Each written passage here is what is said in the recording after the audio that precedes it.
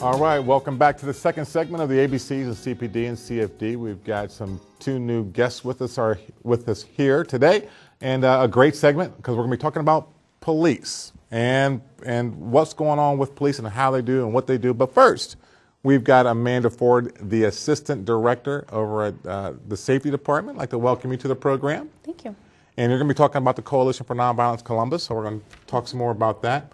And then the other part of the dynamic trio co-host, their Deputy Chief Jeff Blackwell. I'd like to welcome you to the program and getting here promptly and making it here. Glad to be for the second segment. But first of all, we're going to talk about we actually went out, got out of from behind this desk, went out to the community, or actually out to the not to the firehouse because we were just there, but to the police academy, right, to talk to there's recruits that were there. But they were also going through some specialized training, some hazardous material training. And we wanted to, give you a glimpse of what they have to go through to get ready in case there's a hazardous material spill of some sort. So if we're going to go to that video and take a look at what we saw at the police academy just not so long ago with the new recruits. We are here at the police academy to witness how the recruits prepare to be successful on the streets.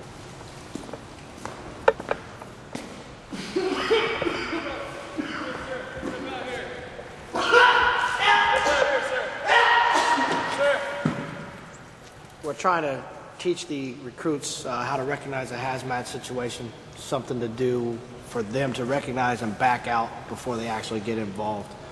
It's not always inducive for a police officer just to run in somewhere. So I'll make a noise, try to draw them in. As they come walking up, I'll have some water in my mouth, I'll throw up, see if they recognize the signs and symptoms of being in some type of chemical environment. And then have them come up. If they recognize, they should back up and be good to go. Several things they can do once they recognize, they'll back off, set up a perimeter. They need a gas mask, put the protective gear, personal protective equipment on, and then they'll do that and call the appropriate authorities to come out. Hazmat 4 for Columbus here. Contaminated. I'm going to have to help you, sir. Officer, let me ask you this. Why is it important for the Columbus Division of Police to do this hazmat training? Well, one of the things we have to be concerned about is we have hazardous trucks that come through the city all the time. I know they're supposed to abide by the rule of not going through the inner city. They're supposed to use 270. This just is an example. A lot of times we know not everybody abides by the law, so they may switch the placards and stuff on the vehicles, which gives them the easier route to get through the city. What happens if we have a car accident involving one of these hazardous material vehicles? The first person that's going to be on scene usually is not the fire department, it's usually the police department, because we're the ones that get the call first. We have to be able to put our people, which we have a couple here already suited up, we have to give them the equipment that is going to provide them the safety, the respiratory system safety, along with the ability to keep getting chemicals and different things on their person. One of the things we do is we teach them how to use an ERG, Emergency Response Guide, that will hopefully give them the ability to determine what is in that truck if they can't get a hold of the driver, say, of a vehicle. Or we have different companies around the city. We have stuff right here close to the academy that has a lot of plating technologies on the south end, use carcinogens. What if these officers have to go there on a 911 call? Hey, we have somebody down in the building. They find out it's one of the hazardous areas. We have to give them the ability to put on their equipment to go out and do the things we do, save lives as an example, or help before the fire department gets there. Well, I'm sure also that this would be the case of, in regards to terrorism. If there's a potential terrorist thing that would happen, then this would give the officers, the first responders, the opportunity to be safe in themselves in order to help others. Yes, as an example, 9/11, when the towers went down, you had all you had the buildings coming down, you had all that debris in the air, you had all that the clouds, you had the stuff from the buildings, the carcinogens that come from the buildings. All those officers didn't have that ability sometimes to be able to put that stuff on right away to protect them from what they were breathing in when they were going into these buildings that were down, or doing recovery of personnel when you're moving all that stuff. You got the concrete dust, you got the stuff from the buildings. That's what some of this stuff's for, is to help protect from that as well. not just stuff from a building that may have fallen, but some sort of a weapon of mass destruction, some sort of an actual war-type chemical. Do the officers then carry this equipment and with them all the time if they're on the streets? Yes, they do. Once they go through the awareness and then they go through the operations level, which is what they're doing right now, that is carried with them in their cruiser on a daily basis. Oh man, Chief Blackwell, now we're in the domestic violence room. Right. And this is a room that one of the many rooms that you have here at the Police Academy that you do particular scenarios in. And I see couches and TVs and all. Why all the detail in these rooms? Well, our goal is to make the training as realistic as possible, and therefore we create an apartment-like scenario. So when our recruit officers come in and they engage a couple that may be fighting or brother, sister that may be engaged in some type of altercation, the environment is likely one that they'll see on the street. You're going to have a sofa and a TV on. You may have the stereo on that's very loud. And so with all of that noise, the officers have to come in and immediately gain control of the situation so that they can help it. Wow, so you talk about gaining control of a situation. Right. And we have couches here like this. So let's say, you're the officer coming in. Right. And you got to have a person sitting on the couch just lounging as you come in. So. Right. And then the officers, if they were to come in, the first thing that they would see would be a large male subject on the sofa. Now, you may or may not be involved in anything that's inappropriate, but from an officer's safety standpoint, we have got to at least check you out and control you. And the first thing that I would want to do is to see your hands. You have pillows there. See, you just came up with the remote control. Obviously, you're watching TV, but I don't know what's behind your left hand or what's in that cushion. And possibly the person sitting down could have a gun and or remote that could resemble a gun. What we're trying to get into the recruit officer's mind is that these people are at home. So they're allowed to have many times these weapons at home. It's not against the law, but what would be against the law would be for that person to pull that firearm out in the presence or on an officer. Okay, so what we want to do is separate the person from that firearm. So if we know that there's a likelihood that firearm may be here or under the cushion, or maybe instead of the remote you had it under the pillow, I'd ask that you get up and maybe sit here at the table so that I can just watch you in a more sterile environment where I can see all the way around you. And then my cover officer, my partner officer, would be checking out the rest of the apartment to make sure that we were safe. We got to make the scenario safe before we can help you through whatever dilemma you're faced with. So these scenario rooms are all in officer safety. Tremendous benefit to officer safety. When I went through the academy, we just kind of stood up and role played. We didn't have props. We didn't have noise, stereos. We didn't have people with couches and other rooms that created a safety risk where you had to look around objects. Now you do. So it makes you come in and utilize all your senses, and it makes your officer safety technique just rise to an entirely different level. Excellent. #1 police academy in the country. All right. No doubt about it. Okay. That's exactly what I was thinking, when it says #1 police academy. I was going to ask you, this one's, fairly new within the last, 10 years, I think this one was built. So it's state of the art. It's got all the bells and whistles that police recruits need. Right. But the secret sauce is the people. It's not the facility director, it's the people out there. And we have the #1 cadre of Columbus police officers that teach our officers, I believe, in the United States. So, that's what makes the Columbus Police Academy special, is the people. Well, speaking of the people and the academy staff, we just had shown a couple things there that go on there at the academy. What else goes on there that really affects and impacts a police officer's, day-to-day activity out on the streets after they get out? Well, they go through all the classes where they learn the knowledge that they need, but they also go through defensive tactics training, which you've been through and I've been through, and it essentially teaches us those physical confrontation survival skills so that the officers are prepared when they get into those physical confrontations that a lot of people out there may not believe happen. We still have a lot of people that believe that when the police show up, that everyone just behaves. Well, and that's amazing, because I would think, with the evolution of all the MMA fighting and all those different types of grapplings that go on, you know, and you see that in the prisons and what have you, that they're training these things. You know, they're training. So, even more reason for to understand and while as an officer, the potential of the persons that you're going to be coming up against. Right. And Sergeant Bruce started it, and Sergeant Weekly has taken the lead over there at the DTU unit, and it, to me, is one of the most essential units that we have for training. The MMA people in general that have a proclivity, if you will, to fight more frequently and to fight more aggressively.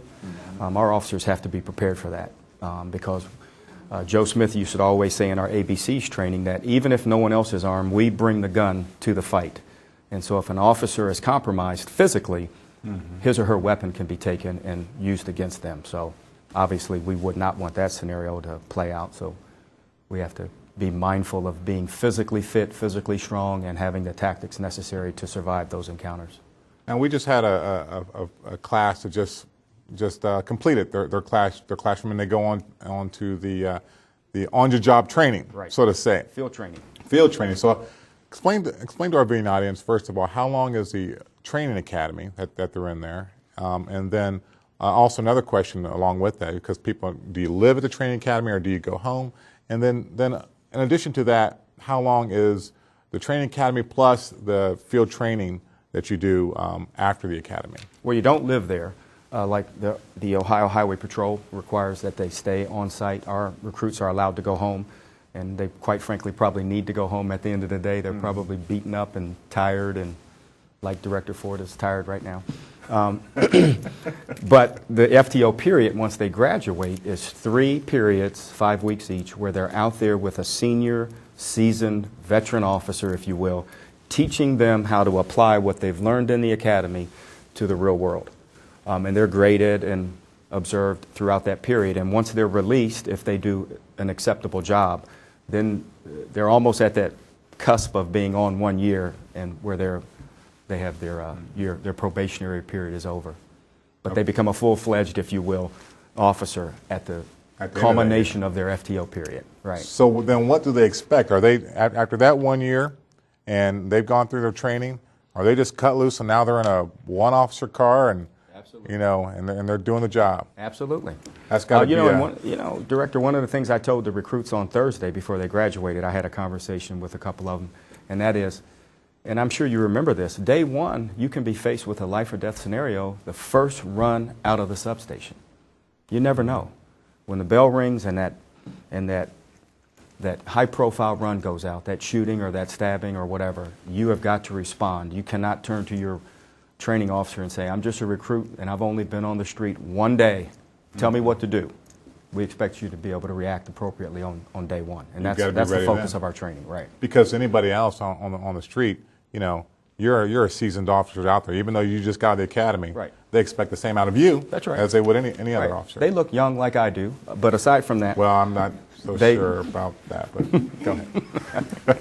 So some people may recognize them as being young just based on their physical appearance, but the uniform is exactly the same. The badge number may be a little higher.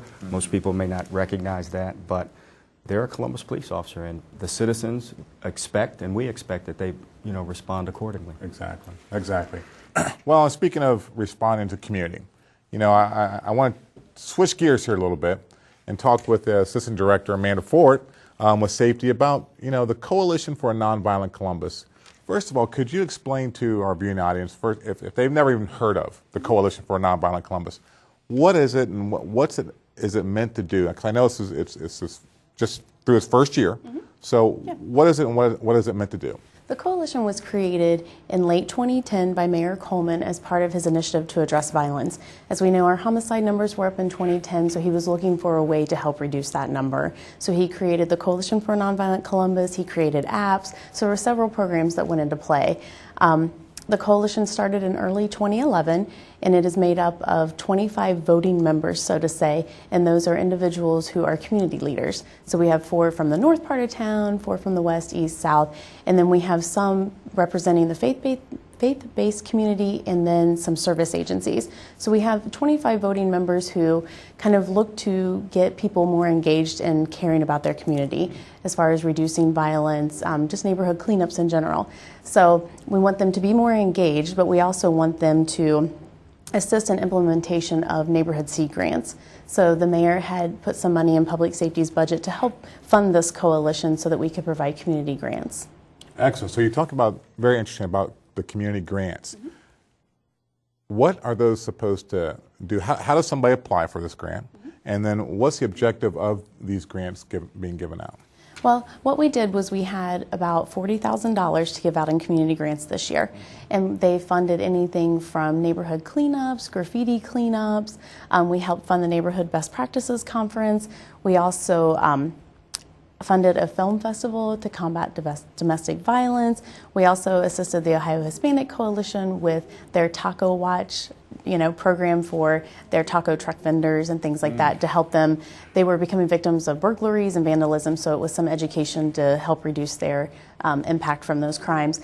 But we funded so many different programs, a lot of national night outs, but that was the whole focus, was to give some of these community groups money so that they could do more to help involve their neighborhoods. Well, that's great, because so often, we find that with neighborhood groups, they're struggling and they're trying to get things done, but they need that little oomph. Mm-hmm. And I think that with the city's help where they can through this Coalition for Nonviolent Columbus, gives them that little more empowerment to say, okay, city's in here with us. They feel as though we're doing something good. And we can make a run at this. Well, so many of these community groups, we find that it's their leaders who are funding all their projects. So this was one way to kind of help. You have so many Block Watch leaders who, it's $50 here, $100 there that they're doing to fund these projects because they want to make a difference in their community. So this was one way for the mayor to help them, was to provide small grants. We limit them to $1,000. What we did with community events is they applied for 1,000, but we limited them to 500 so that we could fund more national night out events, community events, to get these people out of their house and out into their neighborhood. So what we did is we set up a grant process this past year where they could apply to my office. They were submitted to me at Public Safety, and we put the coalition together. We put together a grants committee. They reviewed all the grants and determined which they thought would have the most impact in the community. So you're saying that this the board, I guess you say, mm-hmm. were the actual ones of community members who decided, which grants were going to be approved and which ones weren't. So they looked at them and said, okay, this could be a good one, this might not, you might change this. So what did you see that, because I know the grants also came up through your office after the board had looked at them. What do you see as, to help people when they're saying, well, I want to apply for next year? Yeah.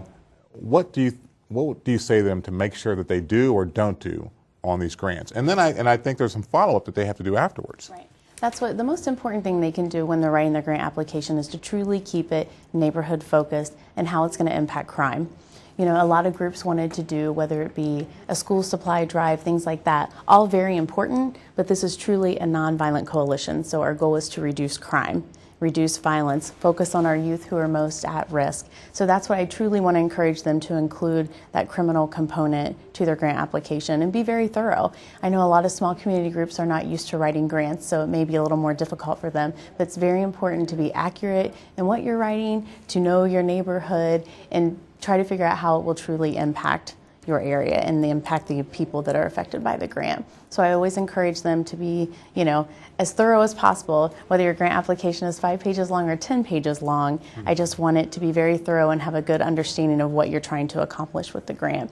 And then the back piece of that is, once the grant is completed, that follow-up. We are a government agency. We have an accountability with tax dollars, so we want to make sure that these community groups are completing their final report forms so that we can give an annual report back to the mayor and show him the great things that we were able to do. Exactly. So we're not just throwing money out there saying, listen, here's what you applied to do, and we want to make sure that was done. Right. And then you have to make sure that you are able to cross the T's and dot the I's on the report. That's at the end of the year. The follow-up is probably one of the most important pieces of that, because we need to be able to say as a city that this coalition, it's working, mm-hmm. that the seed grants are going towards good projects in the community, and that they're working. But most importantly, when it comes back to accountability on our end, making sure that these groups are following through on what they say they're going to. And a great thing too I see from this is that, with great follow-up, going into next year, you say, hey, you know what, this one really worked, it grew.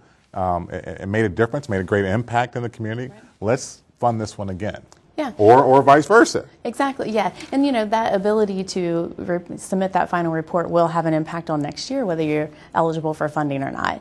Currently it is in our budget to fund the program again next year. We were very fortunate this year that we were able to get an additional $20,000 in donations from Easton and the Limited. Wow. So we were very fortunate this year that, we had some very big donations come in for the coalition. But, we see how important it is, how helpful it can be, and how it's helping these small community groups. So it is funded again for next year as of right now until our budget passes, so hopefully that will continue on. All right, Coalition for Nonviolent Columbus. Now, how would they get let's say they want some more information on this or want to apply, how would they do that again? It's on the mayor's website. There's a link to the application. Obviously, the filing period for 2012 has not been set yet just because we're in the process of revamping that grant application and determining what changes need to be made, but we'll definitely be getting information out. But the information is still on the mayor's webpage, but they can also call Public Safety at 645-8210 and ask for Amanda Fordzero. 645-8210 and ask for Amanda. Yep, and I'll be happy to help them. Right, so we have everybody call you for everything.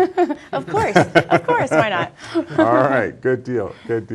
Well, that sounds like a great program. And if we have some time, we'll talk a little more on that. But I wanted to get back with Chief Blackwell on some of the things that new things that you've got going on, either at the academy or something that we didn't touch upon at the academy. Go ahead. Well, no. I was going to say. Well, so what else? We talked about the defensive tactics, and I know that there's that you do shooting, the weapon retention and all that. Right. What else do you feel as though the defensive tactics is the most important, correct, of all the programs going out there? But you spend a lot of book work too, because some people say I can get through the police academy, fairly simple, but there is a lot of book work, from reading the Ohio Revised Code to knowing all the laws. I mean, how? Not only the criminal laws, Director, but the traffic laws. The volume is very extensive there, and a lot of officers obviously need to know what their traffic laws are. But we do driver's training.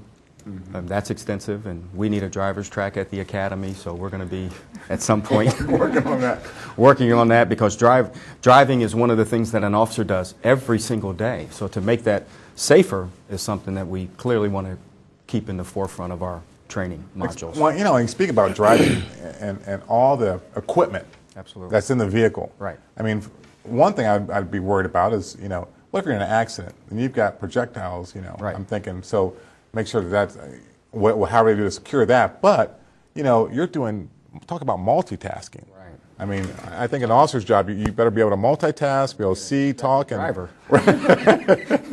Our officers are looking at computer screens and listening to the radio, which may be broadcasting a very, emergency incident that's unraveling, and they're trying to get there and navigate the car. And like you said, the equipment is everywhere. It's similar to a cockpit scenario. Mm-hmm. When you and I came on, we had a notebook and a clipboard. And yes, and the cruisers, aside from that, had a little box with the radio and the siren, and now the technology is literally taking over the entire compartment of the cruiser. So they need to be trained in all of that. Right. So you have to be somewhat computer literate. You have to be very computer literate, right. Which thankfully the Generation Ys and the new millennials and all those are platinum babies or whatever they're called. They're really good at computers, so that's usually not an issue. But it's quite extensive with the book work in the police academy. I mean, cultural diversity is a big thing. It's a big interest of mine, and obviously one of the things that we teach our recruits, how to treat people fairly and appropriately, no matter what part of the city you work, no matter what type of endeavor or run you're on. People deserve to be treated with respect and dignity. Okay. Even bad guys. Right. Still treat them respectfully. That's right. Right. Exactly. So one thing I want to get before we have to get out of this segment here is that we're going out. We have went out into the community also. We said we're going to take our ABCs and CPD back on the road again, having interactive programs. What we did, and I'd like to show you a couple of pictures of our last one that we did out on the west side. And there you see there, Commander or Deputy Chief Blackwell giving this presentation. We had about, 35, 40 folk there. At least. And it was a great turnout. And the great thing about these that we do is that we do make them interactive. So we actually get the audience back up, up onto the stage. And there's Chief Blackwell, doing this shoot, don't shoot scenario. with one of the persons that were in the audience, and there's another angle of that, but with another person who got up. So we want to make sure that they're interactive and they're fun. We have both police and fire out there, and as you'll see here after a little bit, there's also SWAT. And matter of fact, that was the bike crew, or not the bike. Community Crime Patrol. Community Crime Patrol showed up, and they wanted to be a part of it and get some information. Now we also youth. We got to make sure we have youth involved. So those some of the youth that were there and wanted to get dressed up and take some pictures there, but also be able to handle that big. That thing was with SWAT, where you could bust down the doors. Right, the RAM. The ramp, Very heavy. And that's a SWAT officer. Who's that? Officer Dredrick Lane from SWAT was gracious enough to come out and give a demonstration on the special weapons and tactics, and the kids really enjoyed that aspect of the presentation. Great. So you'd like to get them involved, and here's one with fire. Right. You even get dressed up in the fire uniform. We have a person a young lady who wanted to see how heavy it was, and almost sometimes refine. You get that claustrophobia when getting in all the equipment. And as you'll see here in the next couple of pictures, you actually had to do the walk, and then as if you're searching for somebody, get down your hands and knees to be able to do that. So once again, part of our interactivity, with our ABCs of CPD when we go on the road. So make sure if you want to be a part of the ABCs of CPD and CFD and want to have us come out to the community, to your community block watch, civic association, area commission, even businesses, we'll be more than happy to come out to do that presentation so that you better understand why police and fire do what they do. I know we're running out of time, and that's important. It is very important. It's very important, and that's why we started it. You and I and Lieutenant Dave Sawyer several years ago was to let people know what goes through an officer's mind and why he or she behaves a certain way at that situation, so that people can see it may not be misconduct. The officer that raises his or her voice is not screaming at you. They're giving command tones for a reason. Things like that. And once you educate the public as to what really happens and the Hollywood effect of policing, and they see that big difference, I think it helps us get along with our community members that much better. Yeah, that was a big point with the conversation that was being had at this particular event, because they're always thinking about the Hollywood, right, and not here's the real deal. Why can't you shoot him in the leg? We right, get that at every ABC. Exactly. Why can't you shoot him in the arm? Yeah. Well, this is this is why we're doing that. Right. So what we want to do is make sure that we have a chance to get more people out there and involved and be a part of that program. Have us out. All you got to do is call us. You can call my office at 645-1993. That's 645-1993. Ask for me, and we'll make sure when we get out to your community to be a part of the ABCs of CPD and CFD interactive portion of this. So got to wrap it up here. Thank you so much, Amanda, from the Coalition for Nonviolent Columbus, Assistant Director with the Safety Department's office, Chief, and make sure that you come to our event, this Community Relations Commission event, the Martin Luther King celebrations, the art exhibit in January, the oratorical contest also January 15th, the MLK Marching Program. We need a lot of youth and a lot of people out there on January 17th. I believe that's the 16th, actually on Monday, the 16th with that event, celebrating Martin Luther King's birthday at City Hall at 4 p.m. And then the Civil Rights Historical Heritage Tour, April 10th through the 14th. You got to be a part of that. Give our office a call for more information on any of those Martin Luther King celebrations at 645-1993. That's 645-1993. On behalf of us here at the CTV and the ABCs of CPD, I'd like to thank you for being a part of our program, and have a great week and take care.